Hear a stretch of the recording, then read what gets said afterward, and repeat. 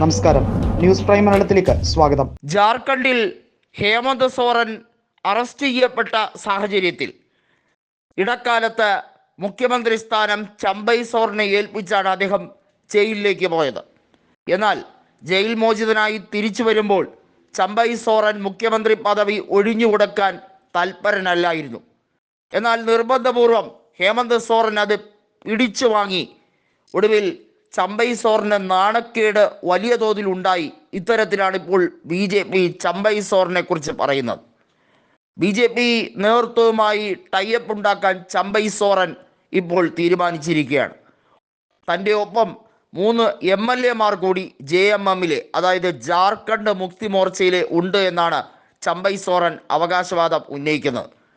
ഇവരെല്ലാം കൂടി അസാം മുഖ്യമന്ത്രിയായ ഹിമന്ത ബിശ്വ ശർമ്മയെ കണ്ട് പ്ലാൻ കൃത്യമായി നടത്തി ജാർഖണ്ഡിൽ അവിശ്വാസം കൊണ്ടുവന്ന് ഹേമന്ത് സോറിനെ തള്ളിയിടാം എന്ന വിചാരമാണ്. എന്നാൽ ഹിമന്ത ബിശ്വ ശർമ്മയ്ക്ക് പണി പാലും വെള്ളത്തിൽ തന്നെ കൊടുക്കാനാണ് കോൺഗ്രസ് തീരുമാനിച്ചിരിക്കുന്നത്.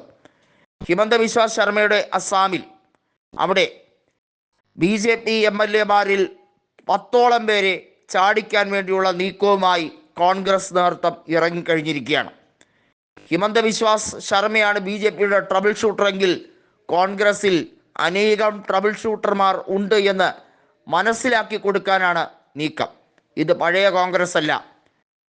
കൃത്യമായും മഹാരാഷ്ട്രയിൽ ഉദ്ധവ് താക്കറെയുടെ ഭരണം അട്ടിമറിച്ച, എന്ത് രീതിയിലും നീചമായ രാഷ്ട്രീയ കുതിരക്കച്ചവടം നടത്താൻ ഒരു മടിയും കൂടാതെ അതിന് ശ്രമിക്കുന്ന ഹിമന്ത ബിശ്വാസിനെ പോലുള്ള വർഗീയവാദികളെ നിലയ്ക്ക് നിർത്താനുള്ള തീവ്രമായ ശ്രമമാണ് ഇപ്പോൾ ഇന്ത്യ മുന്നണി സകല അടവും അവലംബിക്കുന്ന മാതിരി ചെയ്തുകൊണ്ടിരിക്കുന്നത്. അത് വ്യക്തമാക്കി കൊടുക്കാനാണ് അസാമിൽ രാഷ്ട്രീയ നീക്കം AICC-യുടെ അറിവോടെ നടത്തുന്നത്. ഹിമന്ത ബിശ്വാസ് ഈ നീക്കത്തിൽ നിന്നും പിന്മാറുമോ എന്നത് കാത്തിരുന്ന് കാണണം. സ്വന്തം മുഖ്യമന്ത്രി സ്ഥാനം രാജി വെക്കേണ്ട അവസ്ഥയിലേക്കാണ് ഹിമന്ത ബിശ്വാസ്.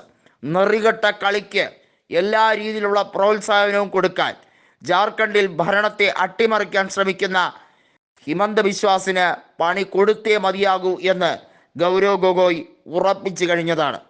ഇതിനോടകം തന്നെ നിരവധി BJP MLA-മാർ ഗൗരവ് ഗൊഗോയിയെ ബന്ധപ്പെടുന്നു എന്ന റിപ്പോർട്ടാണ് വരുന്നത്.